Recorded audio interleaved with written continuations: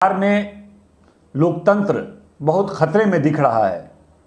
जिस तरह से आज पप्पू यादव जी का प्रकरण हुआ, पप्पू यादव जी राष्ट्रीय जनता दल के शुरू से नेता रहे हैं, आज से नहीं। और पार्टी के वरिष्ठ नेता थे, लालू जी ने उनको बहुत आगे बढ़ाने का काम किया। आज वो एक अपनी पार्टी बनाकर काम कर रहे थे, सेवा कर रहे थे। छपरा के सांसद जिस तरह से एम्बुलेंस को अपने घर पर 2 दर्जन से अधिक एम्बुलेंस को अपने घर पर रखे हुए थे और लोग एम्बुलेंस के बगैर मर रहे थे, 20-20 हज़ार रुपया देना पड़ रहा था, इस मुद्दे को उन्होंने उठाने का काम किया। मुझे आश्चर्य होता है, भाजपा के राजनीतिक चरित्र से हम लोग वाकिफ हैं, लेकिन नीतीश कुमार जी आप कैसे उसके हाँ में हाँ लगाए हुए हैं कुर्सी के लिए, मुख्यमंत्री पद के लिए? दुर्भाग्यपूर्ण है। लोकतंत्र बहुत खतरे में दिख रहा है।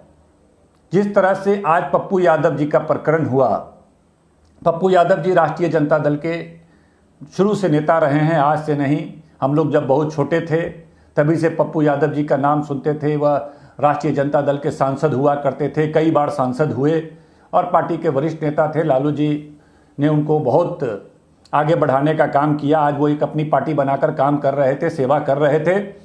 लेकिन जिस तरह से पप्पू यादव जी को गिरफ्तार करने का काम किया है, ये बहुत अपने आप में बहुत आश्चर्यजनक है।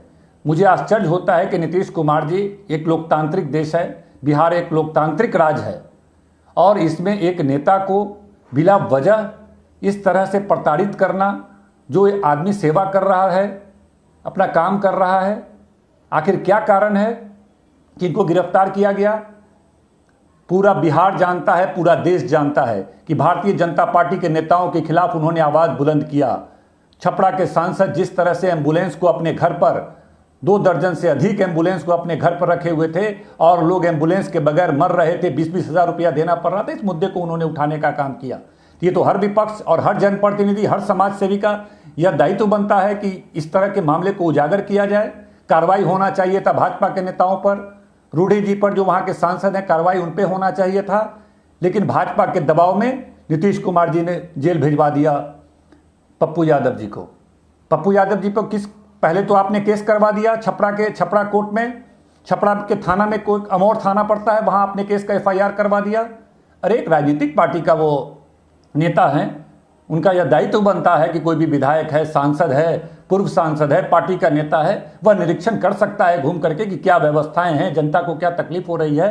हम भी जाते हैं, हम भी कोविड हॉस्पिटल गए हैं, कई बार अस्पताल भी गए हैं, कई जगह गए हैं और लगातार जा रहे हैं। पिछले बार भी जब कोविड हुआ था तो हर अस्पताल, हर क्वारंटीन सेंटर हम जा रहे थे। मुझे पता था कि भाई वहाँ पे नहीं जाना है, लेकिन एक विधायक होने के नाते यह दायित्व हमारा था कि हम प्रत्येक जगह जाकर देख रहे थे कहाँ क्या अस्पताल है। अभी कुछ दिनों पहले, पिछले सप्ताह हम समस्तीपुर के जितवारपुर कॉलेज में गए थे। राकेश ठाकुर जी, आप भी थे, तमाम बहुत सारे लोग थे, पप्पू जी थे, बहुत सारे लोग थे, चंदन मुखिया जी थे, बहुत सारे, राम कुमार जी थे, 10 लोग हम लोग गए थे, वहाँ पर निरीक्षण किया। वहाँ पर स्थिति बहुत भयावह थी। जो आयुष डॉक्टर होते हैं, बस एक आयुष डॉक्टर थे, एक B ग्रेड की नर्स थी। हम क्या इतने बड़े 50 बेड के हॉस्पिटल में एक आयुष डॉक्टर? हमने तुरंत प्रशासन से बात किया और तुरंत वहाँ पर व्यवस्था करवाया, 10 डॉक्टर वगैरह मेडिकल स्टाफ का। ये तो दायित्व बनता है जनप्रतिनिधियों का, सामाजिक कार्यकर्ताओं का, कि इन सब चीज़ों का निरीक्षण करें। अमौर थाना में आपने पप्पू यादव जी पे केस करवा दिया, यह दुर्भाग्यपूर्ण घटना थी। क्या आपके कंसेंट लिए बगैर, आप मुख्यमंत्री हैं राज्य के, एक किसी पार्टी का नेता पर इस तरह का FIR दर्ज करवा देना?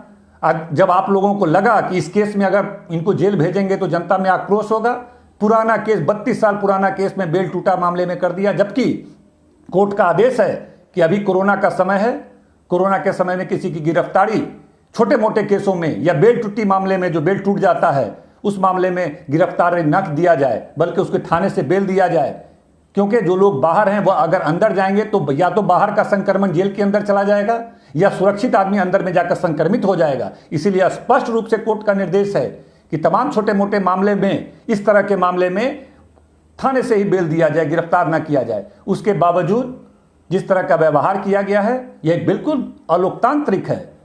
मुझे आश्चर्य होता है, भाजपा के राजनीतिक चरित्र से हम लोग वाकिफ हैं, लेकिन नीतीश कुमार जी आप कैसे उसके हाँ में हाँ लगाए हुए हैं कुर्सी के लिए, मुख्यमंत्री पद के लिए? दुर्भाग्यपूर्ण है। आपको इसमें सहमति नहीं देना चाहिए था। आपको तुरंत बात करना चाहिए था कि भाई ठीक है, इसको वारंट है, इसको बिल को ले लेगा, थाना जाकर के बिल ले लेता है। इस तरह के मामले में हम पर भी कई केस हुआ है, कोविड से रिलेटेड, या तमाम लोगों पर, कई लोगों पर हुआ है। ये बेलेबल सेक्शन होता है, बेल दे दिया जाता है इसमें। ये बहुत ही दुर्भाग्यपूर्ण है। वर्तमान में जो स्थिति बिहार सरकार के नीतीश कुमार जी के नेतृत्व में चल रहा है, यह एक अलोकतांत्रिक है। हम पप्पू जी की गिरफ्तारी की निंदा करते हैं, घोर निंदा करते हैं। इस वक्त में उनके साथ यह भेदभाव तरीके से बदले की भावना से ग्रसित होकर भारतीय जनता पार्टी के इशारे पर यह तमाम प्रकरण हुआ है। मुझे अफसोस आता है, न्यायपालिका कैसे इस तरह के मामले में इस तरह का कदम उठा सकता है कि तुरंत वारंट, तुरंत गिरफ्तारी। समय मिलता वो आराम से वो भागे हुए थे, वह अंडरग्राउंड थे, वह फरार थे। बिल्कुल नहीं, जनता के बीच थे, पुलिस प्रशासन के बीच थे, पूरी सरकार की नजर थी। जब चाहते वो हाजिर हो जाते, जब कहते वो हाजिर होकर बेल ले लेते। तो ये दुर्भाग्यपूर्ण है।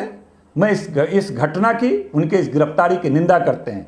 और मुख्यमंत्री जी, मुझे अफसोस है कि किस तरह से भारतीय जनता पार्टी के इशारे पर आप काम कर रहे हैं। अभी मैंने कुछ दिनों पहले देखा कि बिहार में युवा राष्ट्रीय जनता दल के आह्वान पर युवाओं को रोजगार देने के लिए विधानसभा घेराव का एक आंदोलन तय किया गया था।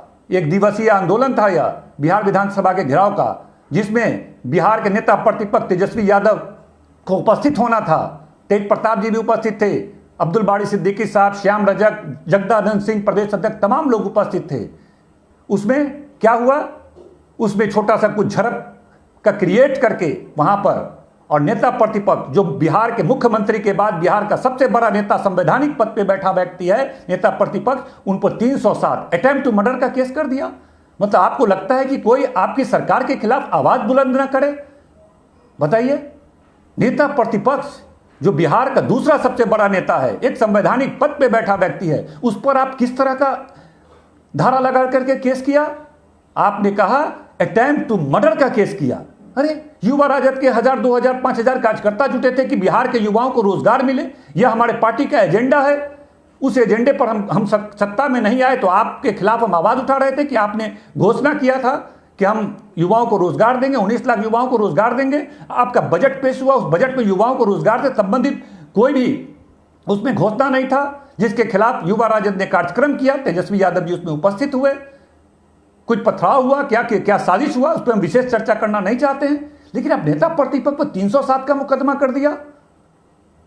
नीतीश जी, आप जननायक को मानने वाले लोग हैं, आप लोहिया को मानने वाले लोग हैं, आप जयप्रकाश को मानने वाले लोग हैं। आप कहते हैं कि इन लोगों को अपना आदर्श मानते हैं, तो क्या विपक्ष के साथ ऐसा सलूक किया जाता है? और हमने इससे पहले भी एक घटना देखा कि आप पुलिस को सशक्त करने के लिए एक कानून बनाना चाहते थे। तमाम विपक्ष इसका विरोध कर रहा था। राष्ट्रीय जनता दल कह रहा था कि नहीं, इस कानून से पुलिस को अत्यधिक शक्ति मिल जाएगा, जिसका दुरुपयोग होगा, और बिहार की जनता को, जो भी लोग विपक्ष में काम कर रहे हैं, जिस तरह पप्पू यादव जी और तेजस्वी जी और तमाम नेताओं पर आपकी कार्रवाई चल रही है, तो ये शक्ति अगर मिल जाएगा तब तो वो दिन दहाड़े किसी भी नेता पर कोई भी कार्रवाई कर देंगे। इसलिए इस शक्ति का राष्ट्रीय जनता दल भी और तमाम विपक्ष, कांग्रेस पार्टी भी, वाम दल भी, तमाम विपक्ष विरोध कर रहा था कि इस तरह की शक्ति पुलिस को नहीं दी जानी चाहिए कि बिना वारंट के किसी को गिरफ्तार कर ले, और तमाम तरह की जो शक्तियां का प्रावधान उसमें किया गया था, अत्यधिक शक्ति दी गई थी। तो क्या उसमें आप उसको वापस ले सकते थे? उसको परवर समिति को भेज सकते थे, उसको अगले बजट में ला सकते थे, तमाम दल के नेताओं को बुला के मुख्यमंत्री जी आप बात कर सकते थे कि विपक्ष का किस चीज पे आपत्ति है। आपने क्या किया विधानसभा में? इस कानून को पारित करने के लिए पूरे पटना के पुलिस को विधानसभा में घुसवा दिया, और तमाम विधायकों के सर पे बंदूक रख करके जबरदस्ती उस कानून को पास करने का काम किया। यहां तक के विधायकों को, महिला विधायकों के साथ अमर्यादित व्यवहार करने का काम किया। ये क्या, ये एक लोकतांत्रिक देश में इस तरह की प्रवृत्ति? मुझे आश्चर्य होता है कि इस तरह का चेहरा हमने पहले नहीं देखा था। बताइए, विधानसभा में जो हुआ, क्या होना चाहिए था उसमें? अरे, मुख्यमंत्री जी कहते ठीक है, तत्काल स्थगित करते हैं, दोबारा तमाम दलों के साथ बैठक हो जाएगी, फिर इसको अगले बजट में पेश किया जाएगा, फिर अगले बजट में आप ले आते। हो सकता है कि कुछ एकाध दो कमियां उसमें संशोधन हो जाता, फिर पेश कर देते, ले आते। लेकिन आपने बंदूक के नोक पर विधानसभा में तमाम विधायकों को पिटवाया, लाठी डंडा चलवाया और बंदूक के नोक पे पास करवाया। ये एक लोकतांत्रिक व्यवस्था नहीं है। दूसरी तरफ अभी हमने देखा पूर्व सांसद शहाबुद्दीन साहब का मामला हुआ। वो तिहाड़ जेल से एक सांसद थे, लगातार 4 बार के सांसद थे। उस व्यक्ति को आपने पटना के किसी अच्छे अस्पताल में इलाज हो, यह दायित्व बिहार सरकार की थी कि बिहार सरकार नजर रखे क्योंकि वो बिहार के सांसद रहे हैं। हम लोग विपक्ष में हैं, तेजस्वी यादव विपक्ष में हैं, हमारी कोई नहीं सुनने वाला है। लेकिन आप सत्ता में हैं, आपको चाहिए था कि बेहतर से बेहतर अस्पताल में इलाज हो, यह सुनिश्चित होना चाहिए। जबकि हाईकोर्ट ने भी आदेश दिया था, हाईकोर्ट ने भी आदेश दिया था कि इनका बेहतर इलाज हो, आप इस दिशा में बात करते। आपने वहां भी काम नहीं किया, और वो एक घटिया अस्पताल में लापरवाही की वजह से कहिए या षड्यंत्र की वजह से कहिए, ये एक व्यापक मामला है। क्योंकि उस परिवार का कहना है और हम लोग का भी मानना है कि शहाबुद्दीन साहब के मामले में सिर्फ लापरवाही मामला नहीं है, बल्कि एक कॉन्स्पिरेसी भी मामला है।